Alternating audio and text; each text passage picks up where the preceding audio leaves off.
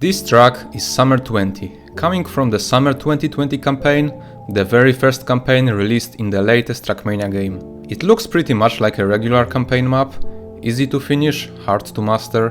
One thing that distinguishes this map from others is the theme of constantly going down, making you feel like on a downhill slalom between the icy hills. The world record on this map at the end of the season was 36.34 by Resta. Back when everyone was hunting the campaign maps to climb the leaderboards, I wasn't really interested in that. However, one thing that I always enjoyed doing was taking the campaign maps and changing them to create interesting challenges. That's why I created two of the campaign modifications. In the Checkpointless campaign, all of the checkpoints were removed from the map, leaving holes in the regular route, forcing drivers to find a different way from start to finish. In the Reverse campaign, the start block and the finish block were swapped with each other, forcing drivers to find a way to finish the map in the opposite direction. The checkpointless version of Summer 20 was pretty easy to finish. The start block was placed very high on the map and the finish line was placed in the lowest area. All that had to be done was to find the quickest way to fall all the way down between the obstacles. The problem started when I was trying to find a way to finish the reverse version. Common sense should already tell you that climbing the hill all the way up to reach the area where the start block was originally placed is going to be pretty hard. After taking a closer look, you will start noticing many problems.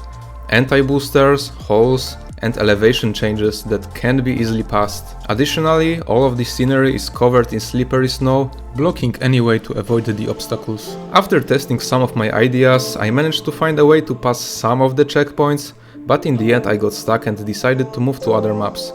Still, I thought that maybe someone else will be able to find a way to finish it, so I shared the unfinished map with my community. People quickly started working their way through the checkpoints and managed to find a way to get all of them, but the last remaining problem was to get from the last checkpoint to the finish line. There was an idea on how to get there, but nobody could get lucky enough to do it.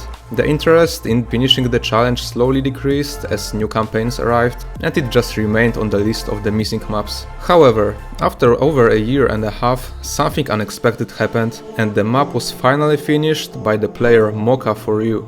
The way he used for this map is pretty amazing, so I've decided to go into details when showing his run, so that it could be fully appreciated.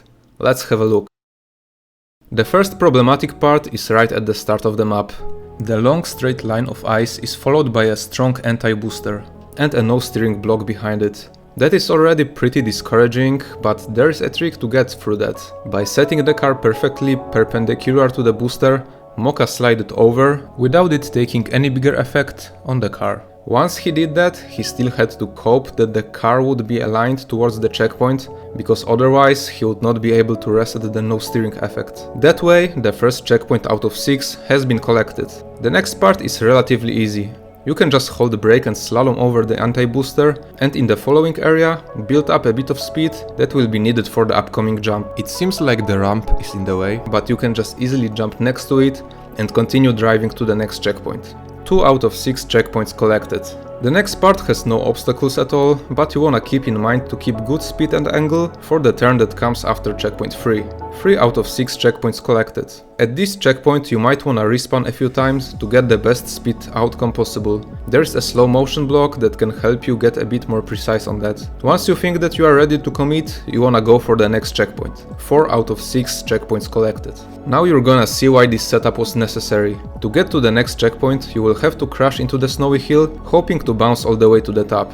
If your approach for the bounce was bad, you would have to get back all the way to checkpoint 2, build up the speed again and do another attempt. But if your setup was fine, you can just respawn at checkpoint 4, repeating only the bounce alone. On his run, Mocha managed to get the setup pretty well, giving him a rather consistent respawn position, in which he would make it to the top most of the time. Once on top, we can see another checkpoint, but you don't want to take it yet. Instead, you want to go for the ring checkpoint that comes after. For that, you wanna build up a good amount of speed, drive in the small gap next to the tilted checkpoint, and shortly after, try to climb the snowy staircase. If you fail the climb, you will respawn back to checkpoint 4 and you will have to do the first bounce again. So having a consistent setup there will make your life much easier. On the snowy climb, you wanna reach one of the 2 highest layers. Getting up there and not slipping back down is extremely random and lucky, and getting there does not even mean you are done yet. You still have to drive on the tight snowy step and turn your car in the right moment to drop to the ring checkpoint. If you time it wrong, you might crash into the ring without hitting the trigger,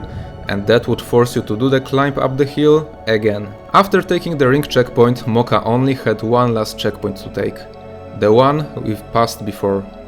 When you respawn in the ring, you get stuck in the loop of falling down into the pit below, but since ring checkpoints do not have stationary respawn points, you can just respawn to the one you had before, in this case it being checkpoint 4. This time you once again have to do the bounce on the snowy hill to reach the higher area, but this time you don't have the convenient respawn position anymore. So now there is no way to avoid it and you actually have to build up speed for every attempt. As I mentioned before, it's best to get back all the way to checkpoint number 2 and then again get back up with speed. Eventually, after a couple of attempts, Mocha managed to do the bounce again, reaching the higher area. Being up here, you wanna get as much speed as you can and pass through the last checkpoint. All checkpoints reached, now it's time for the hardest part, getting to the finish line.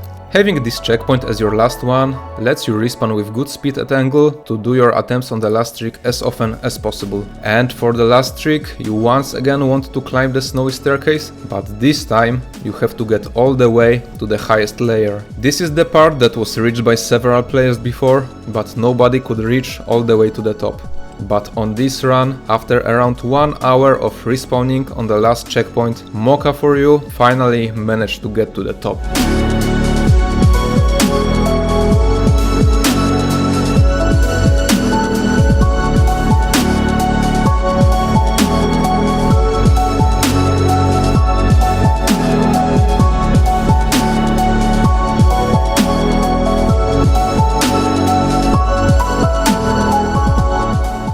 Once he was up there was a very scary ride on the edge of the block, followed by jumping down to the main part of the map.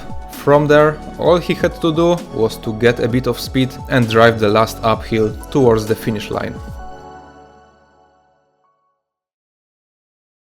The final finish time was 1 hour, 31 minutes and 422 thousandths of a second, out of which over 1 hour was spent on trial and error on the last checkpoint. This track really required extraordinary skill level and patience, as well as a lot of planning and path finding. Personally, I never expected to see this map finished, even if in theory we all knew that the way to do that was already well established. With this map being done, the summer 2020 reverse campaign was complete, with all of the maps being legitimately validated.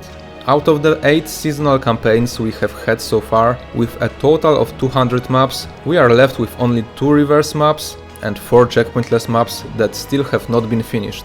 Whether or not they will ever be finished is unknown, but knowing the Trackmania community, I can only say one thing.